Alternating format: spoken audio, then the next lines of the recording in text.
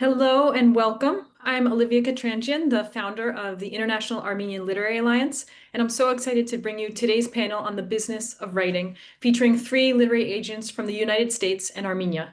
Thank you all so much for being with us today. Today's panel will be moderated by the inimitable John Parker, the founder of the Queer Armenian Library, the world's first library devoted to works by, about, and for queer Armenians. In 2014, Oxford University created a physical collection of the library available to the public. His writing has appeared in the anthologies We Are All Armenian, The Sun Isn't Out Long Enough, and Emerge. John founded and hosts the fantastic podcast, This Queer Book Saved My Life, a 2024 GLAAD Media Award nominee for Outstanding Podcast. He also hosts The Gaily Show, which is the only daily LGBTQ radio news and talk show in the United States. It airs in Minneapolis, Chicago, and live streams on YouTube. He's a member of the Podcast Academy, and for the past 3 years, he has served as a judge for the AMBIES, a top industry award for podcasts.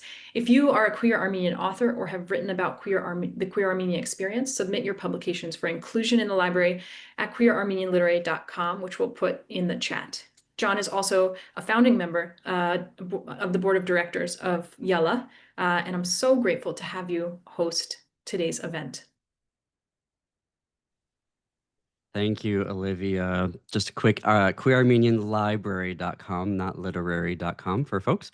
And this has been a long time coming for members who have been around with Yalla. I know this is a topic that has come up many times, and we were trying to figure out how we are going to go about doing it. And so I'm very happy that we are here. We have arrived. We have three amazing panelists for you today. At the outset, I want to say we've only got an hour, so we won't be able to get to everything. We won't be able to get to every question. I'm just accepting that myself at the outset, but we are going to make the most of our time today for all of you. And for everyone who's doing any of the variety of novel writing projects in November, thank you for taking time out of that. I hope you have lots of coffee. All right, our panelists for today, our first panelist is Arevik Ashkharoyan, is a literary agent with 10 years of experience in publishing. In 2016, she established ARI Literary and Talent Agency, representing a dozen writers of Armenian origin from all over the world. In 2018, she founded the nonprofit arm of the organization, the ARI Literature Foundation, to implement projects aimed at the development of the local book market, promotion of reading and writing in Armenia, and enhancing international dialogue. Projects run by the ARI Foundation include Write in Armenia International Writing Camp, Zabel International Women Writers Forum, and Let's Read Ari Kardank book clubs. Our second panelist, Jennifer Azantian, established Azantian Literary in 2014 and focuses primarily on fiction across genres for MG, YA, and adult readers. She represents best-selling and award-winning writers and is always on the lookout for new talent. Prior to ALA, Jennifer was at the Sandra Dykstra Literary Agency, followed by a stint with the Paul Levine Literary Agency.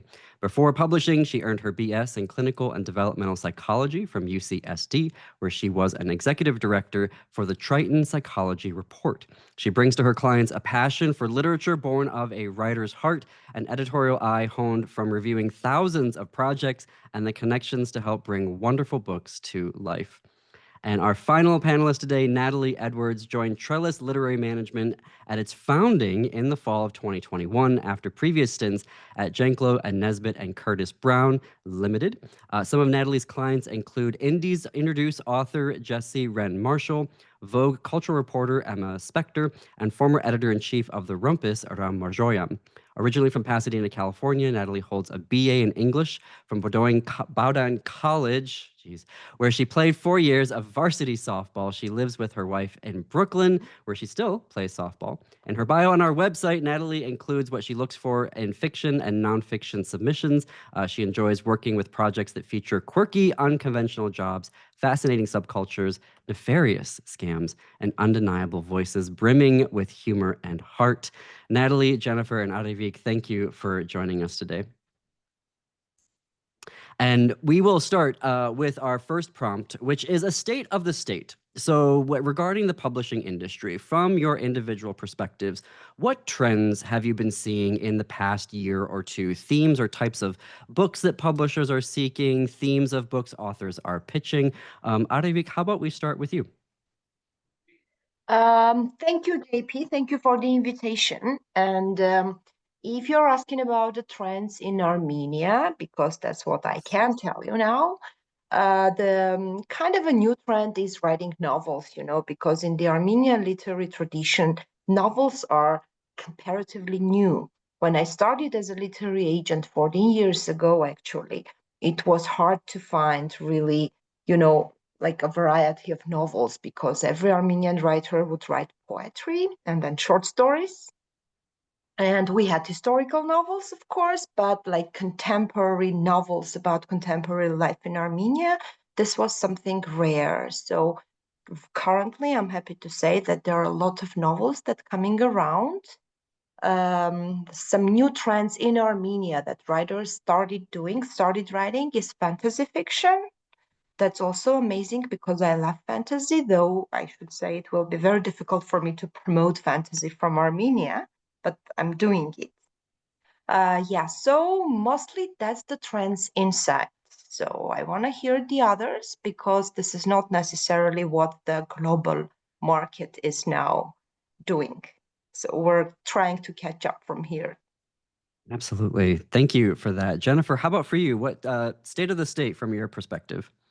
Yeah, I mean, to be honest, I know it's like part of my job to pay attention to trends, but I also I'm neurodivergent, I have ADHD, and I just take on things I really love and then figure it out. I think so much of our industry is marketing and placement. I mean, if we're thinking, I mean, romantasy is still going strong. There's a little bit of a dip, but there's also new imprints coming up as well.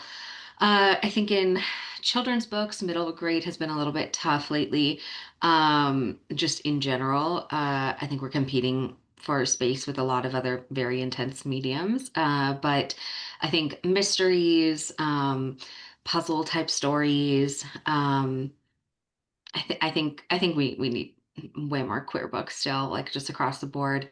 So I don't know if that's I wouldn't call it a trend, but we're pushing. And then in the YA space, I think thrillers are kind of evergreen.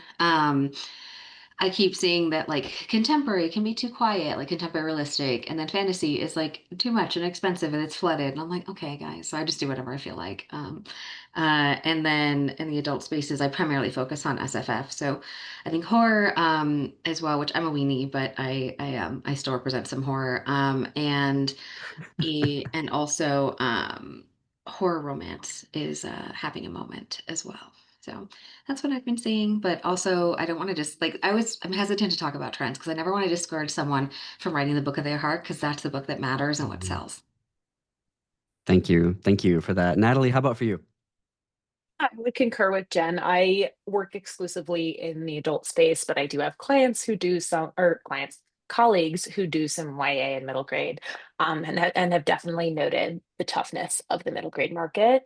In the adult space, yeah, definitely still continuing to see romantasy and dark romance specifically going strong. There's been another wave of writers who have been previously self-published getting their works picked up from Amazon and like other spaces, and Mm, then agents kind of selling the rights to their books to traditional publishers who then can get the book out quite quickly because it's already done. And so they're trying to kind of chase that trend before it fades away because Jen is right. You never want to encourage somebody to write to a trend because by the time your book comes out a year and a half to 2 years later, that trend might be gone. So a mhm. lot of what we do is kind of anticipating what we think the trends will be in a couple of years, trying to spot those things.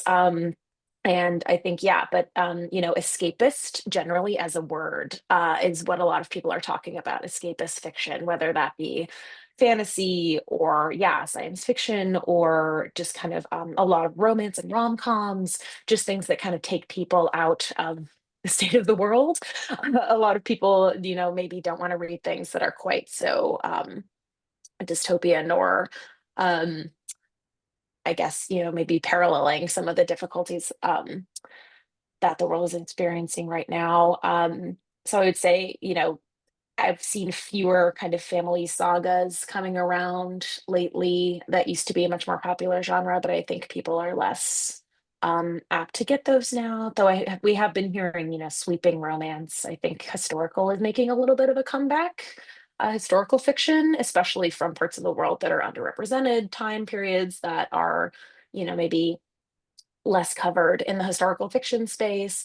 I mean, World War II is kind of one of those perennial eras that people write Yeah. about a lot, but like for example, we had a book, a wonderful book, big book, The Storm We Made by Vanessa Chan come out last year, and that was like World War II, but set in Malaysia. So it was just like from a perspective on that time that we hadn't seen before. So I think a lot of people are looking for those kinds of, different lens on a period that we may not have seen. That I think is always going to be of perennial interest is yeah, just like coming at history from a different angle. Um, and yeah, in contemporary, I think just a lot of things that are funny. I think I've been looking for the funny lately across genre. Is It's hard to make humor work on the page, but when somebody can do it, it's really fantastic. So that's what I would say. Oh, Thank super you. quickly, on our just related because I had a thought. I think Yeah. cozy is so very much so cozy fantasy, cozy in general. But I do think in terms of like anticipating the next trends, I'm seeing a lot more deals now happening and just submissions coming in for dystopia. I think people are sort of like, I actually do need to see, like there was a period where it was like no dystopia whatsoever, actually a really long period, but even especially more so in the last 5 years. But like right now, I think we're actually having a bit of a like, okay, let me like dig into the darkness because like I need to see something reflecting the darkness that I'm feeling. So it's sort of like some people, and sometimes people go back and forth. I do, but I think that might be next actually. All right. So then, we're all Armenian here. Any industry themes that you find specific to Armenian writers? And Arevik, this is your this is your bread and butter right there. So, but I'd love to get your perspective on any trends within Armenia that Armenian writers may be tuning into here. I mean, again, recognizing this is what you do on a daily basis. Yeah.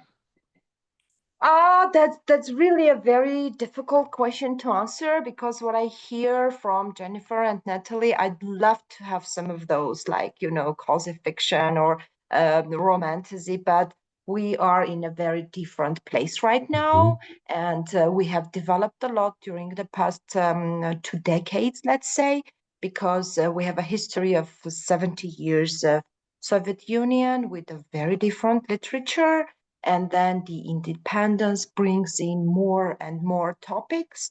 And there is this new generation of writers that we call Generation Independence writers. They started their career in around 2000s, and this is very different from what has been before them and what is now being created, after this generation by the new 20, 25-year-old writers. So what you can find in there is the language, the totally new language of speaking about realities and new topics. In terms of language, we should probably mention here that Armenian literature is something sacred. The classic Armenian literature is valued as a cultural heritage, and the language in the books used to be really so pure and highly literary that of course, it's not possible to write today in that language.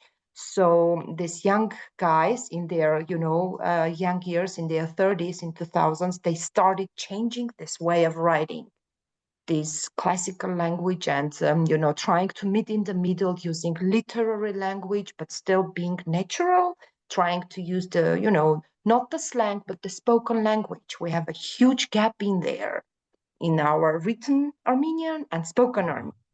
Of course, we have a lot of foreign words. We used to have a lot of Russian words in the spoken language, but you can't put them in the writing. So this generation created all this new language of being literary and contemporary and, a little bit slang at the same time.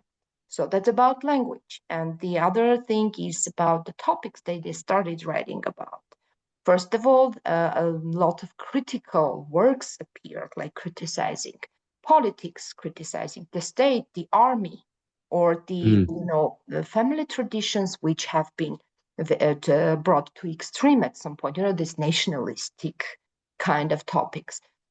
And then at the same time, the LGBTQ topic was huge. We have many writers and many books touching upon this. And this was another challenge for writers to create the language to write about, gay relationship, for example, because it has never been written before. And that's amazing. I have some successful books among these LGBT topics in my list.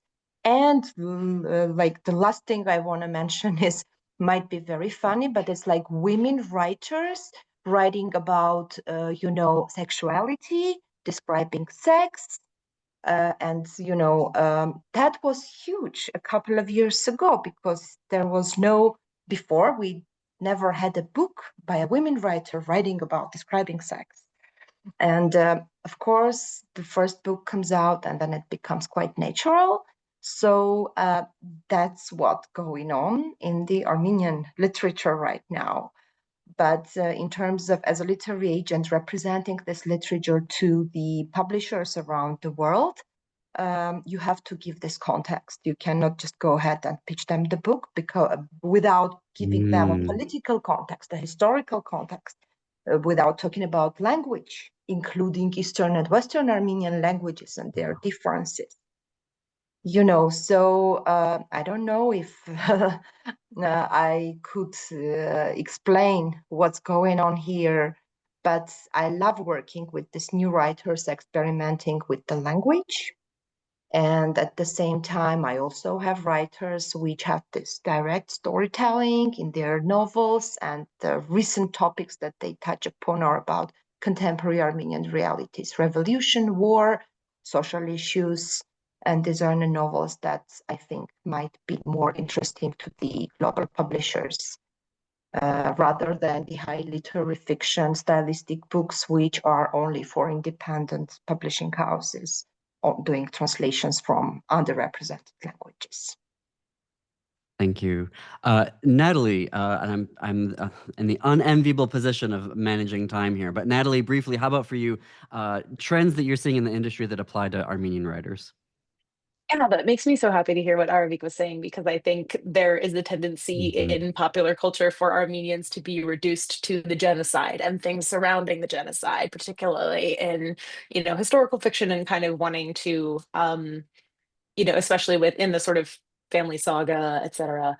But I do, I will like shamelessly plug one of my authors, Armenian, who published the anthology that John was in. His novel Waterline came out this summer, and it's about contemporary Armenian life in the Detroit area. I don't know if we have anybody tuning in from Detroit.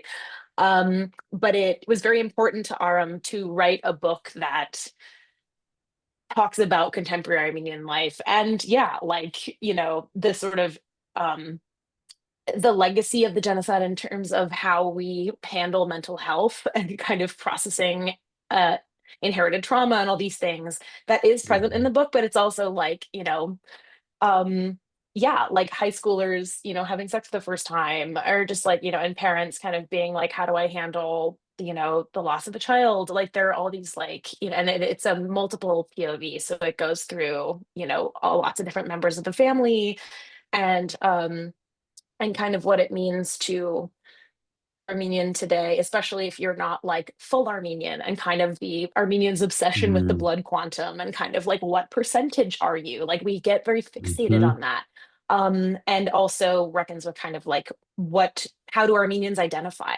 I was actually seeing a play last night called Meet the Cartosians that's on off Broadway here in New York. That is really fantastic. I hope they bring it to LA. I feel like everybody would know if they brought it to LA. But it's a sort of dual timeline play about this actual case, that I know we have somebody tuning in from Portland, happened in Portland in the 1920s, where this rug merchant argued that Armenians were white by law so that he could get his naturalized citizenship, and then goes to contemporary LA, where there's a group of people trying to advocate for Armenians to be included in a SWANA like box on the census, and they're arguing that we are not white and in a separate category, and kind of reckoning with some of the hypocrisy and like are we only white when it suits us?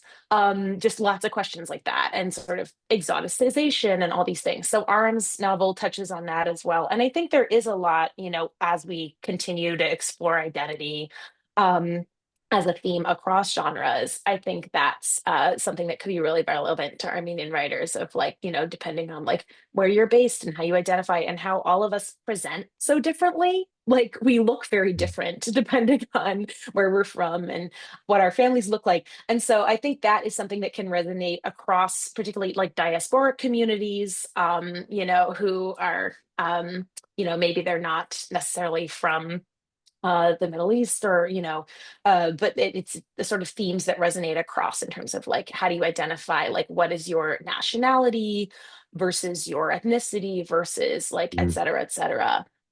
Because I have cousins in Athens who like are Armenian, but they're also Greek, and they grew up totally different than I did in LA. So I think that can resonate with a lot of different people with many different backgrounds. Thank you for that. I can't wait to at least read that play if it doesn't come to Minneapolis, where I am based. I want to be mindful of time. So if I can move forward to our next question, Jennifer, we can start with you. Let's consider the pre-submission phase, right? So before preparing their materials to submit to y'all, what should our members be thinking through? Oh gosh. It's been a minute since I've answered a question like that. I know you sent it, but what should we be thinking about? I mean, there's, at least for me, there's just like the general pitch, which is like 2 paragraphs. You want to have your comps, which I think people struggle with. I do actually. I have agents that I know that are very, very good at their comparison titles. And I'm not. So I kind of make up for that by being mushy at the top of my pitches to editors. But overall, one thing that helps with the comparison titles, especially since this is at least the kinds of stories that we're seeing now from Armenian creators and writers, it is a little bit hard to point to, because a lot of them are like, early on, I have a graphic novel that would been really hard to comp to other things, specifically in like within Armenia, but instead we pointed to like other similar title, like the like setting of this with like the magic and whimsy of that, and like just pointing to a specific part of it. So it really doesn't have to be. I think sometimes people think it has to be a perfect comp in like every way, and I thought that too for a while. So there's that, having your comparison titles, your short 2 paragraph pitch. For me, it's the first 10 pages, super polished, and 1 to 2 page synopsis, which I think is the bane of every writer's existence. Um, Other than that, I mean, just researching the agents that you're sending it to. Query Tracker can be a helpful tool for that. Um, I think a lot, and also just knowing that a lot of us are truly underwater, in terms of submissions. And I think that might actually be something we talk about later in terms of response times. But at least for me and a lot of the agents I know, especially the younger agents, even though we are underwater, we do really try to read everything, get to everyone eventually. It's a much longer wait than it used to be. I wrote when I was young, and I queried when I was young. It was not like this. It was not this rough. And it's the same thing we're seeing on the editor side too. Everyone is just deeply burnt out, and there's just a lot of material coming at us from all directions. And it's the same thing with editors. So I've noticed, at least on my side, there's been a shift. It used to be for like an average book that wasn't like immediately like a massive sale or something. Maybe 2 to 3 months, hearing back from editors. And now, honestly, for me, it can really stretch like up to a year more. But I've also take heart in the process of querying, and also with submissions to editors, that I've sold many, many books after a year for 6 figures in massive auctions. So it isn't that like your book isn't special or interesting, or that people don't want to read it. It's just a time and man hour sort of thing. So I think those are some of the things to keep in mind. Yeah, and then just, I mean, it's always comes back to just like write the book of your heart and know your why, and try not to be discouraged along the way. Just keep going, because really, truly, that's like the resilience is the thing that gets you through. Like there's a lot of talent out there, but keep going. if this is what you want, just keep going. Arevik, how about for you? Pre-submission phase, what should our authors be thinking about before submitting materials to you? Most of the writers in Armenia don't really know how to make submissions, I'm sorry to say. So they just write me and then I keep explaining how to make a submission to us as an agency. So we require the standard things like biography, the synopsis of the book, and then a longer synopsis of the book and reading sample, of course. And I always try to explain what does it mean to write a synopsis, not to write a review, because mostly what they do, they write a review of their own book. They try to explain how great the book is and like why. And sometimes they they write things like, this is the first fantasy novel. This will be the first fantasy novel, while there is a lot of already published. So this kind of statements always make us, wonder, do they read what's written, what is published, or are they just, think they are the only one writing fantasy or whatever. So yeah, what we require is, one very important thing: when you send us a submission, please make sure it is edited and proofread, these 10 pages, because when I start reading a manuscript which has, misspelled words on the first page, that's just the end of it. But of course, because the market is so small in Armenia, I have to look through everything I receive. I cannot just throw away submissions if I don't like them. I try to read at least like 10, 20 pages. And if there is a slight hope that this writer has some talent that can be developed, then I always try to contact back the writer. If I'm not picking up the books because my list is short, I cannot pick up everybody. And then I receive non-published manuscripts. And sometimes I just tell them to go directly to the Armenian publishers to get published. And after that, I might have another look at the book for international representation. So that's really, really harsh. And I do have some writers in my list with their novels which are still not published in Armenia, but I see a potential in the text. I like the text, and I think that we, together with the writer, might be able to first, make a deal in Armenia and then try to present to the world, to the other publishers. Thank you. Natalie, how about for you? I think, we'll go, I think, maybe into the components of a submission in the next question, but just in terms of thinking about what you're preparing, knowing, I think Arevik made a great point, like knowing who your audience is really important, thinking about who you're writing the book for, and also what genre you're writing in, because for nonfiction, often nonfiction projects sell on proposal. So that's essentially sort of a detailed outline with sample chapters and things like that, whereas a novel has to be completely finished. So Arvik is right that like either way, it should be polished and kind of like the material should be to the point where you can't see it anymore. And it is like the best that it can possibly be from the work that you've done on it. Whether you've gotten feedback from maybe a writing group or some friends, that can also be a really fantastic thing to do before you go out to agents, just to like get some fresh eyes on your work. I think that's a great thing, is like joining a writing group, whether it's online or in person, or if you want to engage a developmental editor, that's totally your prerogative. But just like doing these things where you get somebody else's eyes on it before you send to an agent, I think is a great idea, and also a great way to have community with other writers. So that's something I would recommend. And then just like, making sure, okay, I have the correct materials that the agent asked for.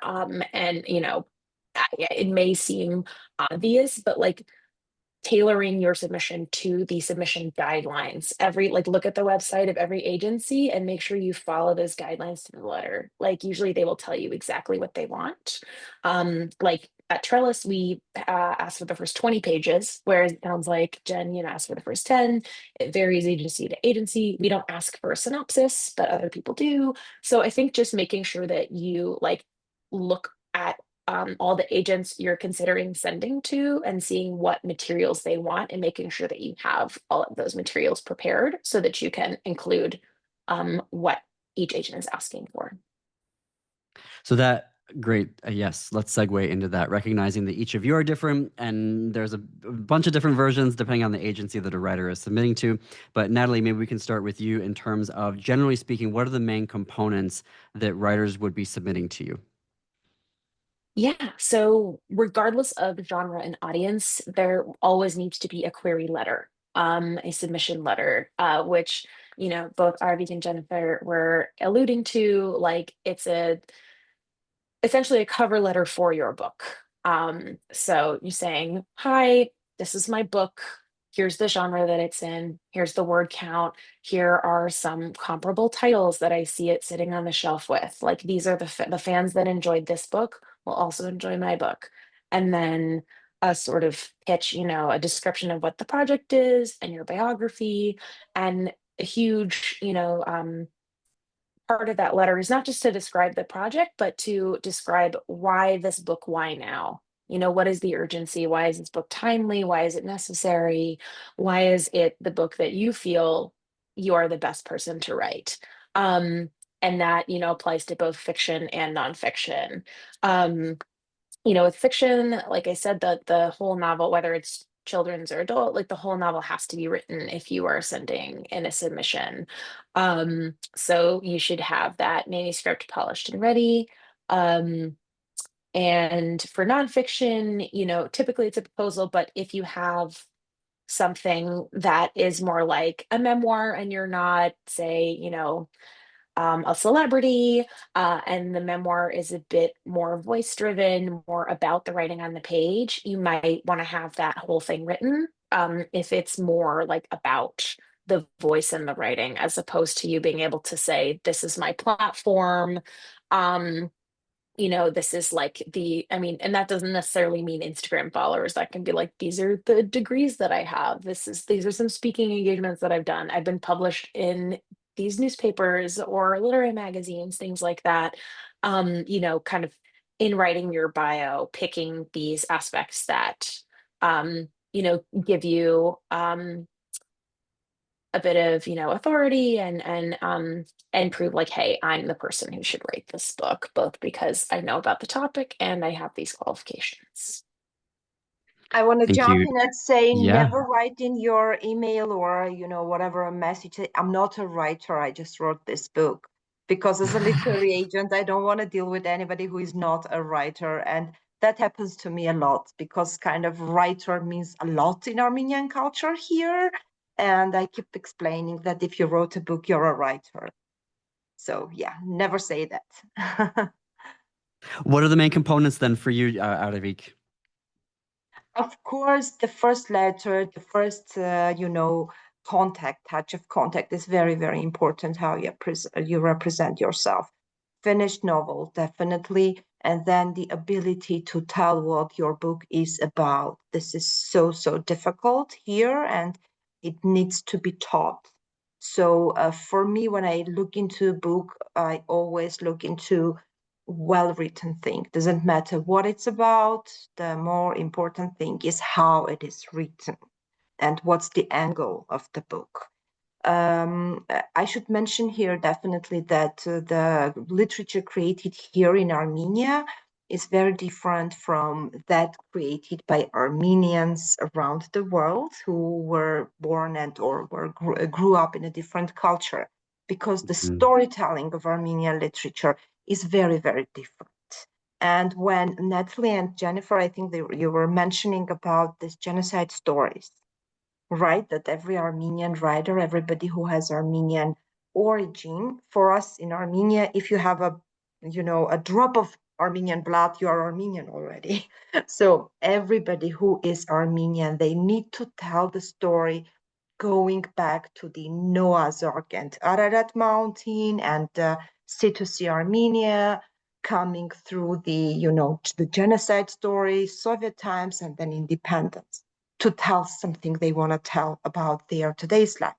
So that's the storytelling. And I always explain this when I pitch a book to publishers, and I always keep this in my mind when I read a new manuscript. We need to understand that these people need to give a background. They cannot just tell you a story about their cat, for example, or a love story without going deep into these family matters. So that's what I really look into, a special way of telling this, different storytelling, but special way of doing it. Not what, but how. That's very important for me. And Jennifer, for you. Jen. Yeah. Yeah. Oh, either one. I'm fine with either one. Yeah, let me put in the guidelines here, just like in the interest of time too. But yeah, for us it's the query letter, the 1 to 2 page synopsis, and the first 10 pages, and then we'll request from there. I'm closed a lot. I did want to say probably later, maybe after this, if you have the emails for everyone in this, I can send a specific link so I can open just for our community. So I can do that as well. But I've been closed for a cajillion years, but my team is not. And yeah, that's true for everyone on my team. And what was I going to say? Arevik sparked something in me. Oh, in terms of genocide stories. Yeah, I think honestly, it's not even necessary that Armenians here in the diaspora in the US want to write stories about the genocide. Obviously, it affects so much of our lives and intergenerational traumas and things like that. But in terms of like outside of contemporary stories, I think that's just what gets through in the sort of voyeuristic US market and the like tokenism piece of it. So I think that's just what's been happening. And we are all of us, I think, fighting that right now, in terms of telling the complexities of our human experiences and how that is also colored by our background, at least in a lot of the Armenians that I know. Like there is obviously that intergenerational trauma, so we become very anxious, and so there's like certain things that are just like shared experiences, but not just with us, with lots of people around the world. And I think that's how we find those connections. It's the very specific universal stories that I think we are fighting for right now. Okay, submitted. Now what? What are the types of responses that our members should expect in terms of either the acceptance process, the rejection process, the give us, I might have notes for you process? Natalie, can we start with you? Yeah, absolutely. I definitely want to echo Jen's message that patience is the main thing to have when you have queried. We are pretty buried. The advent of the internet affected publishing a lot. The first agency where I worked is the oldest literary agency in America, Curtis Brown. And, when they started, you physically sent in a written manuscript. And that meant that, and you had to know what a literary agent was, which I didn't until I applied for an internship at a literary agency. I had no idea what that was. And so I think in terms of democratizing access to what publishing is, like the internet has done wonders for that. It's not like you just had to know somebody or knew somebody or already have a connection in the industry in order to get your manuscript in front of someone. That said, the volume of manuscripts we are receiving has magnified many, many, many, many fold. So that means, we're going through probably at least 60 to 80 submissions a week, I would say, is probably what we average for our trellis partners. That might be a little bit less than me.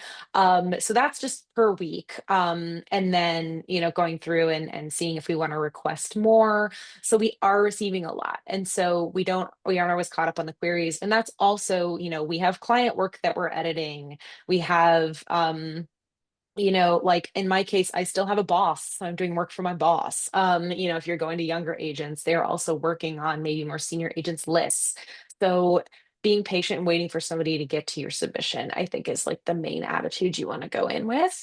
Also, check out those submission guidelines again. Like the agency may say like, hey, we don't necessarily send out form passes when we're not interested in something. So if 6 to 8 weeks has lapsed, you can assume that that's a pass from us or a pass from that particular agent, and you can approach another agent at that agency, because that's a very important thing. Is when you are submitting, you have to pick one agent per agency, at least in the US. at a time. You can't submit to more than one agent because then it causes confusion among the agents at that agency if maybe more than one of them is interested. And also, in your query letter, I think this is important. You want to personalize your letter and say, Natalie, I approached you because in your wish list, you asked for this, or like you liked this book and my book has that similar audience. Like you want to personalize it and say, this is why I chose you instead of your other colleagues, because I really think this book will resonate with you. That does matter to us. That does impact us, and be like, okay, they don't want to waste our time and they don't want to waste their time approaching someone who may not do a book like this. For example, I don't rep romanticy. Go to Jen. Like that's her thing, So yeah, so I think making sure you personalize that query and make sure you follow those guidelines and know if that sort of deadline is in place. If you do receive a pass from an agent, you are free to approach any of their colleagues. And you are also free to approach that person with a different project if you don't end up placing that project. You can try multiple times with the same agent, but not with the same project, if that makes sense. So yeah, I think just be really patient. So yeah, if you get passed on, you can try another person. If you do like receive a full request for the manuscript, make sure you are ready to send that pretty much immediately, like have that material polished, like Arevik said. And if an agent, wants to work with you, they'll probably ask you for like a Zoom call or a phone call and make, an offer of representation. And if you get an offer, the sort of etiquette is that you notify every other agent who has your query, even if they have not requested more material, and say, I have an offer. And ask that agent who made the offer for 2 weeks to consider. And then, say, this is my deadline. When you're notifying the other agent, say, I have an offer. This is my deadline. Let me know before then if you would be interested in discussing my project or my material. That really helps us because, like we said, we may not have gotten to the query yet, and you really want to give yourself the best chance to talk to as many agents as possible, because the first agent who offers may not be the right agent. And even if they're the only agent that offers, and you talk to them and you're like, I get a bad vibe, or this is not a fit, you do not have to accept. You do not. Obviously, it's really hard to turn down a bird in the hand, but like you want to make sure that this person shares your vision for the book and that they're going to be somebody that you can respect and work with collaboratively and effectively. So definitely, make sure you feel like you have a kinship with that person and don't feel obligated to accept the first or even only offer you receive. I don't have a book and I'm not an agent, but I've interviewed a lot of authors and I've heard a lot of stories. And so I want to underscore what Natalie just said, because I've heard a lot of authors tell me that online or offline and in interviews. Jennifer, real brief, submitted what, from your perspective, what should folks either expect through your agency or in the industry, generally speaking? Yeah. I mean, just the patience piece of it, and also well and truly having been like the second agent or third agent for some authors, like no agent is better than a bad agent. Like they really can mess with your career longer term and not pitch it appropriately. And yeah, there's like a bunch of things to look out for. Which isn't helpful right now, but yeah, if you don't feel good about it, then it's probably not the right fit. Gosh, what next? Yeah, please be patient with me, because it is not a reflection of a lack of interest, for sure. I have had many clients that I was like, I am sorry, it has been a year, but I'm obsessed with you now that I've read it. Can you please send me more, et cetera, et cetera. So it sucks. It sucks on our end too. Like honestly, when it comes to editors, I'm just like, respond already. But yeah, just to give some insight, when I am open generally, I get about 10 to 12,000 submissions per year. And I Thousand? specialize, yeah, and I specialize in SFF in the adult space, and I do more general in the kid space, but that's it, like middle grade and up. And so even specializing as much as I do, it is still extensive, and I've been closed for a while. And even through that, like I have manuscript wish list ways to get to me. Certain, like if someone really, really wants to query me, I try to leave like a little window open somewhere, and people find it. So even just in the last couple of months being completely closed, I have about 500 submissions. So I mean, it's a lot. So yeah, just the patience piece of it. But I am very open to Armenian creators. I love that. I don't see a lot, honestly. So I do want more. So. Arevik, oh, okay, are you back? How about for you, the submission process? Folks have submitted. What is the process for your agency, for RE Talent Uh, Agency?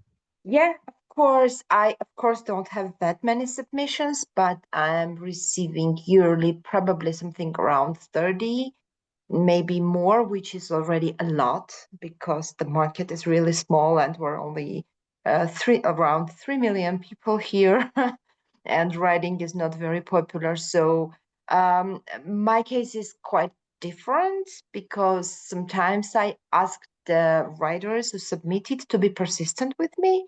I give them a deadline and I ask them to come back to me, let's say in 2 months.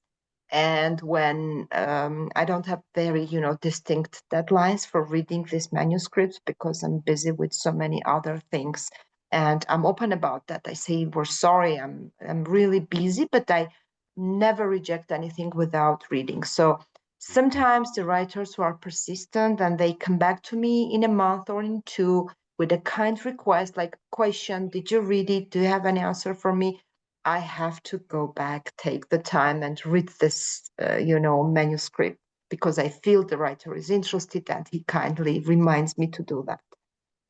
So that's one of the processes that we have. But usually I tell them, depending on my timeline, 3 to 6 months to come back to them with my answer. And most of the times I'm trying to be very, very supportive, even when I reject the manuscript, because it needs courage to write, to be a writer in Armenia right now, and I don't want to break them. So I sometimes really tell them to go to publishers. I, recommend them who to approach or how to work further on their manuscript. Or sometimes I meet them to say that, I see the potential, but this is not ready. You need to work more, or you need to change the topic or genre or whatever. We have to be very careful with creative people here in Armenia because they are very, very vulnerable, and nothing supports the creative process really here in Armenia. And so you can't be very strict with them. So that's what I do. I love that. Super fast. Oh, did it go away? ADHD. Um, It'll come back.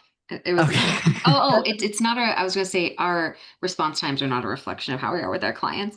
I just wanted to make that super clear. It's why we take forever, because we are very focused on our clients for the most part. I don't know if that's true for every single agent, but certainly here, I imagine, and also at our agency, it's just our focus is with our clients. So that's why it takes 800 years, because it's like, oh, now that every fire has been put out today, let me go into my inbox and see what new stuff there is.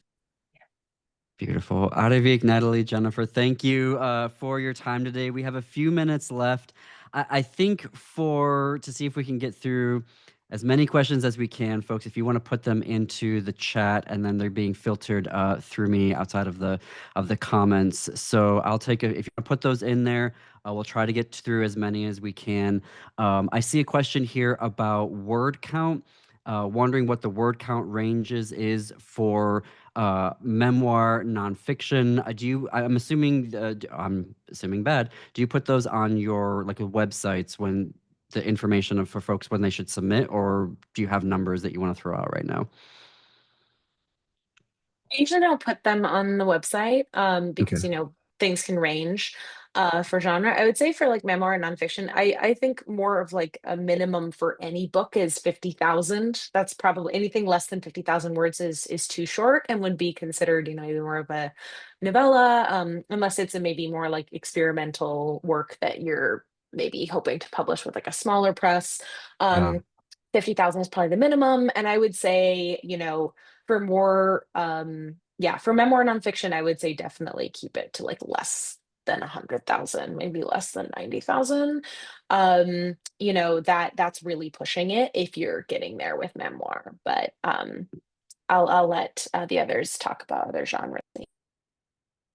Yeah, for sure. For middle grade, especially the sort of middle of the road middle grade, which I tend to do, 35K plus or minus 5 to 10K, YA, 80 plus or minus maybe a bigger range, like 15K. And then adult SFF has a huge range. I know that there are lots of agents, including several at my agency, and they will say it explicitly, aren't really looking for anything over like 100K. I like big books, and so I try, I mean, I end up I get myself into trouble with it though, because it is especially right now with printing costs and everything, it is something to keep in mind in terms of the industry. So I don't turn down a book, probably unless it's like over 140, but even then I'm like, let's see what we can do. I mean, don't send me all your really big, but like try to get it under 140, but certainly I think ideally if it's a very rich new world that you're introducing, so epic fantasy style, 120 probably is the max. There are exceptions. And then for most things, I would say 100K, but so you really, honestly, with SFF, you often need the space.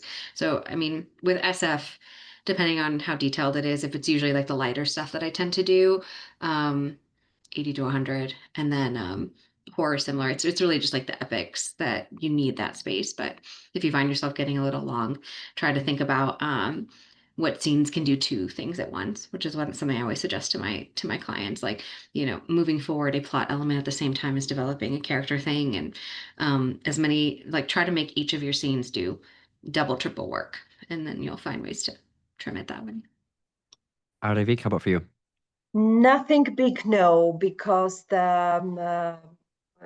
many pages are very expensive for translation, and because mostly what I do is represent the books to foreign publishers, the first thing they look at is the number of words or the pages in the book. So most of the books that I represent are more or less 50,000 words, and that's a good, but we do not have any limitations. So there might be smaller kind of novellas, which worked very well for me. And then bigger, for example, I have a fantasy novel, which is slightly bigger, 80,000, and that's also fine. So no limitations, depends on the specific work. Got it. A interesting question here that I don't want to turn into a yes, no, but we've got limited time. Generally speaking, should an author consider turning a memoir into a novel because memoirs are harder to sell? I know that's a nuanced question, probably depends on the manuscript, but yes, no, maybe. I think if you if you don't just change the names, like there has to be an injection of craft. There has to be like something that, you can write something that is, we sort of call it like autofiction. You can write that, but there has to be some like clear creativity. It can't just kind of be like, okay, you just changed the names and pronouns in your book and then tried to publish it as a novel. There needs to be clear plotting and like, a sense that like, okay, you drew from life, but there's also something new and fresh and changed about it. You can definitely be inspired by an event from your life and draw from that, but it's often easy for us to tell if it's just sort of a memoir that's only had a couple of tweaks to be tried to make to like, and a lot of that has to do with pacing. Like Jen was mentioning the plotting, definitely you want to have a narrative arc. Question about, so there's a question here about, again, length of a synopsis, and I just want to confirm on each of your respective websites or whichever agent that they're going to submit to, lengths of things would be listed on the websites as well, right? Like how long a letter should be, a query letter, how long the synopsis should be, how long comp titles should be, or... Not necessarily the query letter. I think 400 words is a good goal for a query letter. There's wiggle room with that, but there aren't always parameters.